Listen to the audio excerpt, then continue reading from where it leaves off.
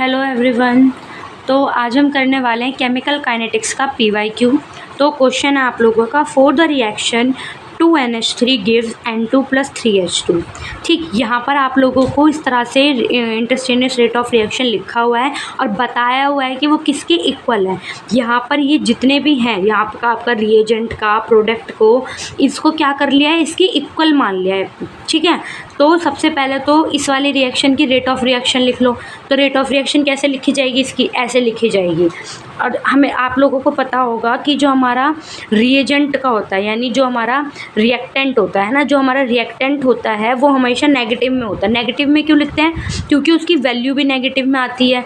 ठीक, क्योंकि वो धीरे धीरे घटता रहता है, हमारा रिएक्टेंट घटता रहता है और प्रोडक्ट में कन्वर्ट होता रहता है।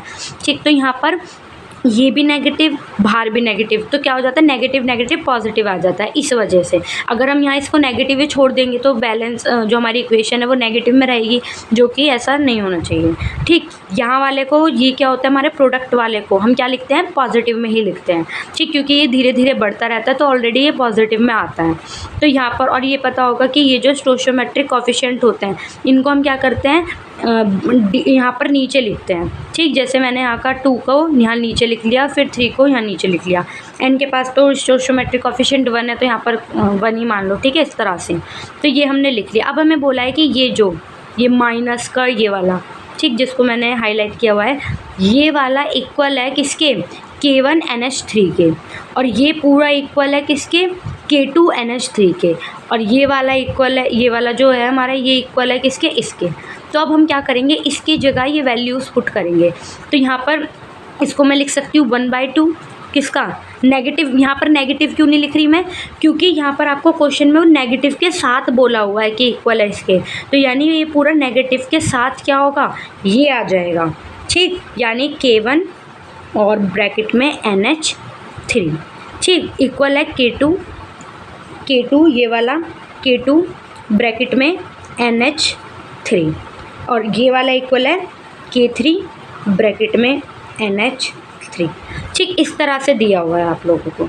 लेकिन देखो यहाँ पर इस वाले में, K3 वाले में अभी क्या हुआ है, K3 वाले में H2 के साथ 3 भी था, तो यानी 1/3 भी होगा। ठीक, तो ये आ गया तुम्हारा इस तरह से। अब इसके बाद देखो, इसके बाद क्या करोगे, इसके बाद तुमको यहाँ पर देखो ऑप्शंस दिए हुए हैं। ठीक, अब हम क्या करते हैं, जो हमारा एक ही सेम नंबर से ऊपर क्या करेंगे, सब में मल्टीप्लाई कर देंगे।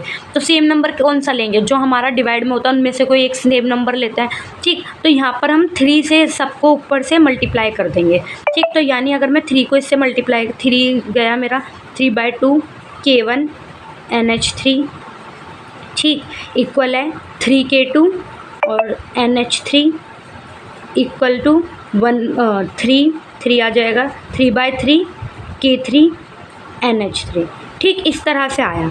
अब क्या होगा, इसको इससे डिवाइड करो तो ये आएगा 1.5 K1NH3 equal to 3K2NH3 equal to, ये इस पूरा कट जाएगा तो आ जाएगा K3NH3।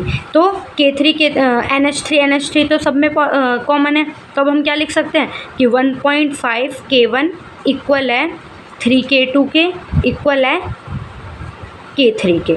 तो ये आ गई आपकी इक्वेशन। तो ये वाला ऑप्शन कहाँ पर है, ये वाला ऑप्शन आपका बी वाला, तो ऑप्शन इज बी करेक्ट। तो thank you and like, share and subscribe.